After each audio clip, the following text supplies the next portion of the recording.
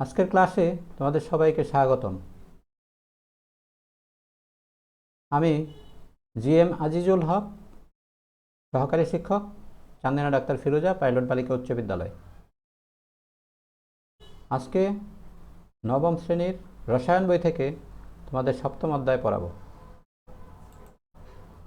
তো চিত্রটি খেয়াল করো, কি দেখা যাচ্ছে এতে? দুজন লোক একটা দণ্ডের উপর এমনভাবে বসে আছে যেন দণ্ডটি কোনো দিকে কাৎচিৎ হয় নাই। তো এই অবস্থাটা সাম্যাবস্থা। যদি একদিকে কাত হয়ে যায় তাইলে আমরা বলবো কি যে সাম্যাবস্থা নাই? এই অবস্থাটা সাম্যাবস্থা প্রভাবিত হয়েছে। তো এটা পুনরুদ্ধারের জন্য কিছু একটা শক্তি দিতে হবে, যে এদিকে ওজন কমে গেছে, এদিকে ওজন বাড়াতে হবে। তো দেখি সাম্যাবস্থাটা কীভাবে ফিরিয়ে আনা হয়েছে। তো তৃতীয় একজন এই পাশ দিয়ে ধরে একটু টেনে রেখেছে যেন ওই পাশের ওজন আবার সাম্যাবস্থায় ফিরে আসে। তো এখন সাম্যাবস্থা পুনঃপ্রতিষ্ঠিত হয়েছে। তো এই সাম্যাবস্থার যে বিষয়টা আমাদের রসায়নেও রাসায়নিক বিক্রিয়ার ক্ষেত্রে ঘটে। তো আমরা আজকে রাসায়নিক বিক্রিয়ার সাম্যাবস্থা সম্পর্কে জানতে চাই। তো এসো আমরা বিক্রিয়ার সাম্যাবস্থা পড়ি। তো শুরুতে আমরা জেনে নেই যে এই পাঠ শেষে আমরা কি কি শিখতে পারবো। বিক্রিয়ার সাম্যাবস্থা কি তা বলতে পারবো, লা শাটেলের নীতি ব্যাখ্যা করতে পারবো, আবার কোন কোন নিয়ামক রাসায়নিক বিক্রিয়ায় প্রভাব ফেলে তাও ব্যাখ্যা করতে পারবো।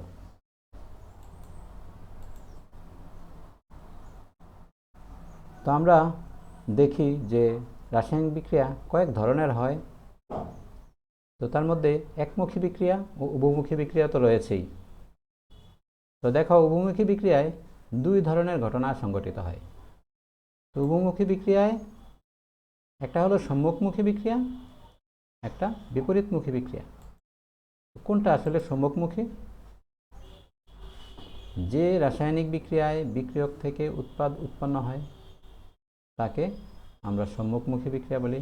যেমন সচরাচর আমরা বিক্রিয়া করার জন্য যাদের দিচ্ছি তারা বিক্রিয়ক।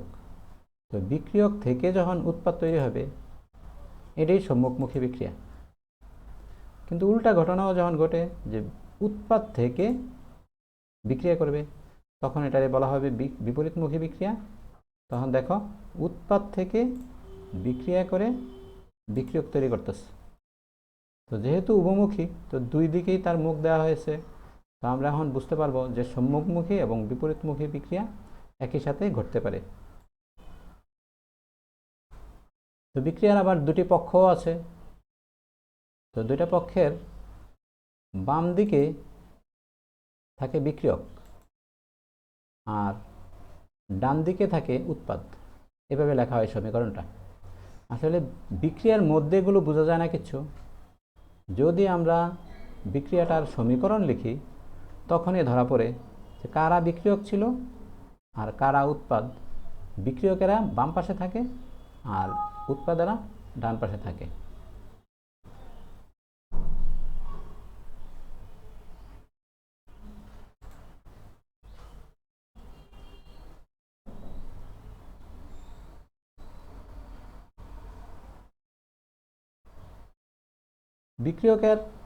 বিক্রিয়ার গতি উৎপাদের দিকে দেখানো হয়।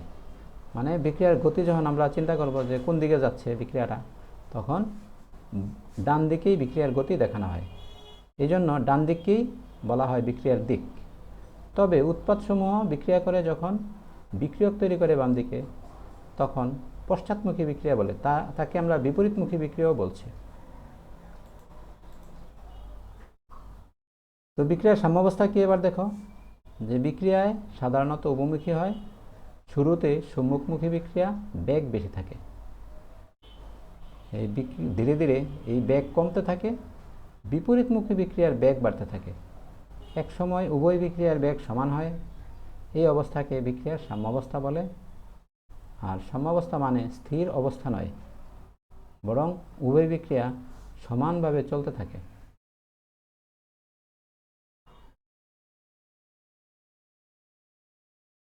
দুইটা বিক্রিয়া চলতে থাকে, এই অবস্থাটাকে বলে সাম্যাবস্থা। আমরা বিক্রিয়ার বিভিন্ন হার মানে বিক্রিয়া করার সময় যে গতি কিভাবে হ্রাস পায় বা কোনটার গতি বাড়ে এগুলো একটু বুঝে নেই। এখানে খেয়াল করো, আমরা যখন বিক্রিয়ক দিই শুরুতে অনেক উঁচুতে বিক্রিয়কের গতি মানে বিক্রিয়ক তীব্র গতিতে চলতে থাকে, বিক্রিয়ক ভাঙতে থাকে আর বিক্রিয়া করতে থাকে। এই অবস্থানে দেখানো হলো বিক্রিয়কের অবস্থান, আর এখানে জিরো অবস্থানে দেখানো হলো যে উৎপাদ, মানে শুরুতে তো কোনো উৎপাদ থাকে না, তো জিরোতে দেখানো হলো। তো যখন বিক্রিয়া শুরু করে এই অবস্থানে, তখন তীব্র গতিতে উৎপাদ তৈরি করে, তখনই উৎপাদ শুরু হয়, এই উৎপাদ বাড়তে থাকে, আবার বিক্রিয়ক কমতে থাকে। তো উৎপাদ বাড়তে বাড়তে এভাবে যেতে থাকে, যত সময় যাবে ততই উৎপাদ বাড়তে থাকে, আবার বিক্রিয়ক এতে কমতে থাকে। তো একটা পর্যায়ে আসে যে দুইজনে সমান হয়ে যায়, মানে বিক্রিয়ক আর উৎপাদ সমান হয়ে যাচ্ছে এবং তাদের গতিও, বিক্রিয়কের গতি কমতে থাকে, উৎপাদের গতি বাড়তে থাকে। বিক্রিয়া মানে উৎপাদেরাও বিক্রিয়া করে করে এই গতি বাড়িয়ে দেয়। তখন এক পর্যায়ে যে সমান হয়ে যায়, তখন এই অবস্থাটাকে বলে সাম্যাবস্থা। তো সাম্যাবস্থার পরেও বিক্রিয়কের গতি আবার উৎপাদের বিক্রিয়ার গতি চলতে থাকে। এই একটু একটু করে মৃদু মনে হয় যে স্থির হয়ে গেছে, আসলে স্থির হচ্ছে না, দুই বিক্রিয়াই এখানে চলতে থাকে এবং এটা চলতেই থাকে, যত সময় যাবে এই সাম্যাবস্থা চলতেই থাকে। তো এই অবস্থায় আমরা বলতেছি যে এটা সাম্যাবস্থা এবং এখানে মানে বিক্রিয়াকে আপাত দৃষ্টিতে স্থির মনে হয়। তো সাম্যাবস্থা বোঝানোর জন্য ফরাসি বিজ্ঞানী লা শাটিলিয়া একটু গবেষণা করেছেন। তো তার গবেষণার ফল হিসেবে আমরা তার একটা নীতি পেয়েছি। তো আমরা একটু বুঝে নেই, মানে সে একটা উদাহরণ দিয়ে কীভাবে বুঝিয়েছেন। তো এখানে দুইটা পাত্রের মধ্যে মনে করো পানি রাখা আছে। তো নিচে দিয়ে আবার এই একটা নল দিয়ে যুক্ত করা আছে, চিকন নল দিয়ে।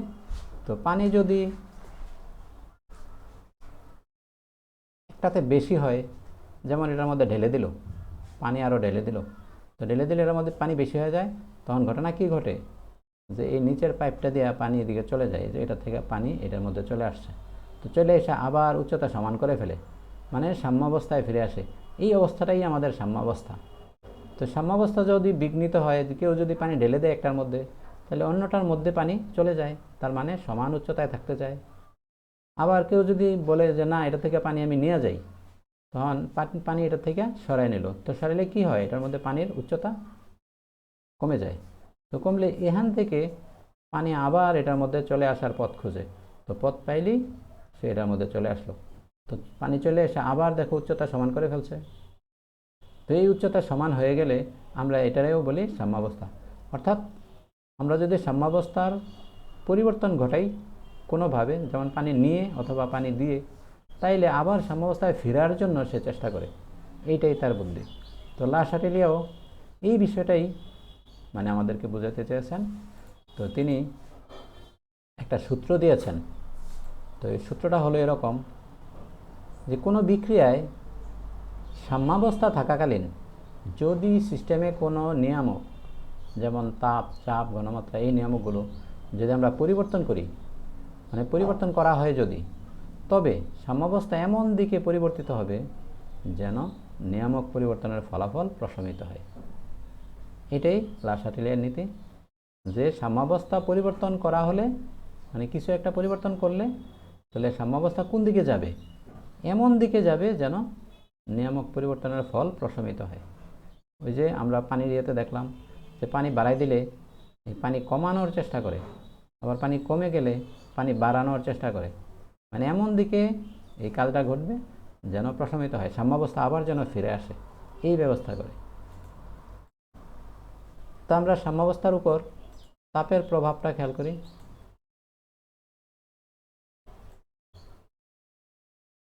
আমরা যদি একটা বিক্রিয়া সাম্যাবস্থায় আছে এই অবস্থায় তাপ বাড়াই দিই, কি ঘটবে? তো আমাদের আগে জানতে হয় যে এই বিক্রিয়াটা তাপ উৎপাদী কিনা। যদি তাপ উৎপাদী হয়, যেমন এই বিক্রিয়াটা তাপ উৎপাদী, মানে তাপ বাড়ায় বরং পরিবেশ গরম করে ফেলে, মানে 92 কিলো জুল তাপ উৎপন্ন হয়েছে। এখন আরও যদি আমি তাপ দিই, তাহলে তো তার উৎপাদন করার দরকার নাই। মানে ঘটনাটা এমন ঘটে যে মনে করো যে এই বিক্রিয়া করার পর 200 কিলো জুল তাপ উৎপন্ন হবে, মানে ধীরে ধীরে এটা বাড়তে থাকবে, হবে 200। তো আমি যদি এখন 92 হয়েছে, আমি যদি আগেই আরও বাড়তি তাপ দিয়ে 200 বানিয়ে ফেলি, তখন এই বিক্রিয়াটা বন্ধ হয়ে যাবে। কিভাবে? যে তার টার্গেট ছিল 200 কিলো জুল বানাবে, তা আমি নিজে বানাই দিলাম, মানে বাড়তি তৃতীয় পক্ষ থেকে আরেকটা তাপ দিয়ে।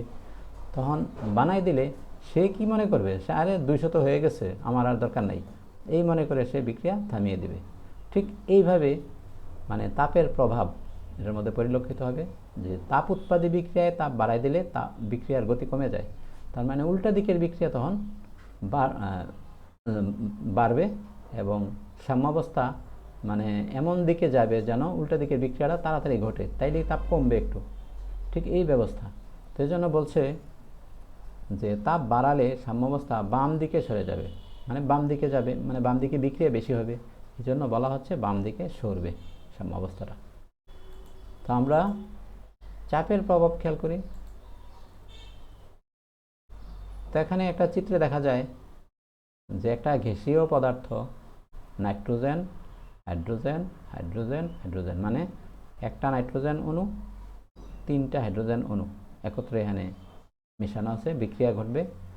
তো এখানে যে এই পদার্থগুলো দেয়া আছে, তো তারা যে জায়গা দখল করে আছে, এই জায়গায় একটা নির্দিষ্ট চাপে মনে করো আছে যে 20 ATP, আমরা এটা উদাহরণ হিসেবে দিলাম। যদি এখন এটার চাপ বাড়ানো হয়, তো এরা এমন প্রক্রিয়া শুরু করবে যেন তাদের আয়তন কমানো যায়। তো দেখা গেছে যে নাইট্রোজেন হাইড্রোজেন যদি একসাথে মিশে বিক্রিয়া করে অ্যামোনিয়া তৈরি করে ফেলে, তখন তার আয়তন কমে যায়। ঠিক এই চাপ বাড়ানোর ফলে তারা আর আগের অবস্থানে নাই, অ্যামোনিয়া হয়ে গেছে। দেখো নাইট্রোজেন হাইড্রোজেন হাইড্রোজেন 3টা, তাইলে এই পুরোটা মিলে একটা অণু হয়ে গেছে অ্যামোনিয়া অণু। তো 2টা অ্যামোনিয়া অণু হয়ে গেছে। তো কী বোঝা যায় এতে? যখন নাইট্রোজেন হাইড্রোজেন আলাদা আলাদা ছিল, তখন একটা আয়তনে তারা ছিল।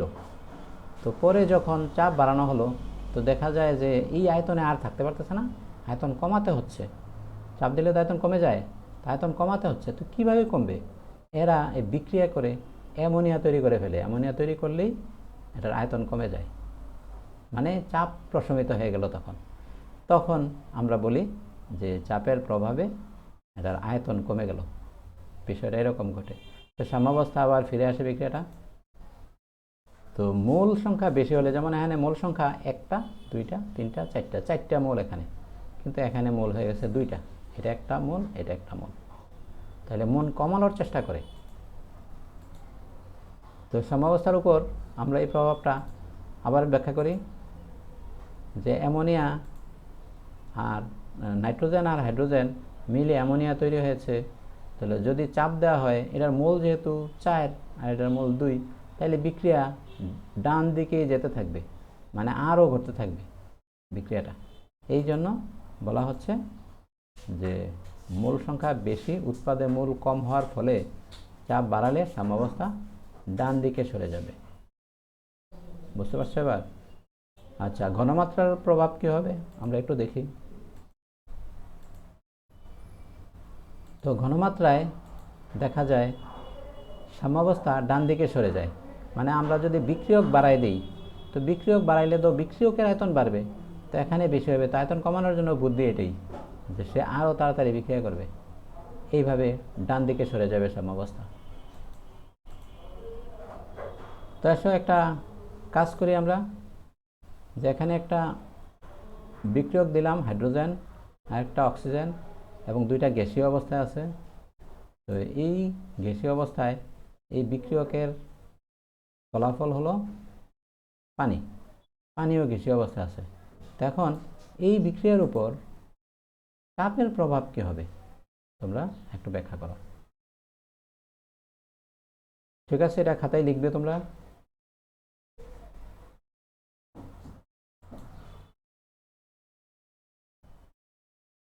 এখন আমরা দেখি তোমাদের মনে আছে কিনা লা-শাটিলের নীতিটি কি। লা-শাটিলের নীতি বিক্রিয়কের কোন অবস্থায় প্রভাব ফেলে, কোন কোন নিয়ামক রাসায়নিক বিক্রিয়ায় প্রভাব ফেলে, কঠিন পদার্থের উপর চাপের প্রভাব নেই কেন, এগুলো তোমরা খাতায় লিখে ফেলবে। এরপর যদি কোনোটা মনে না থাকে তোমরা বই থেকে এগুলো সংগ্রহ করে খাতায় লিখবে, আমাদের বাড়ির কাজের সাথে আমাদের কাছে এটা জমা দিবে। ঠিক আছে, তোমাদের একটা বাড়ির কাজ দিচ্ছি। হাইড্রোজেন আর অক্সিজেন মিলে পানি তৈরি করে। তো এই অবস্থায় তিনটেই গ্যাসীয়। তো বিক্রিয়াতে চাপের প্রভাব কি হবে, আবার সবগুলো উপাদান যদি তরল হয়ে যেত, এখন এটি গ্যাসীয় আছে, যদি সবগুলো তরল এটাও তরল হয়ে যেত, তাইলে কি পরিবর্তন হতো এটা ব্যাখ্যা করবে। তো আজকে এ পর্যন্তই থাক। আমরা সবাইকে ধন্যবাদ জানিয়ে শেষ করছি। আল্লাহ হাফেজ।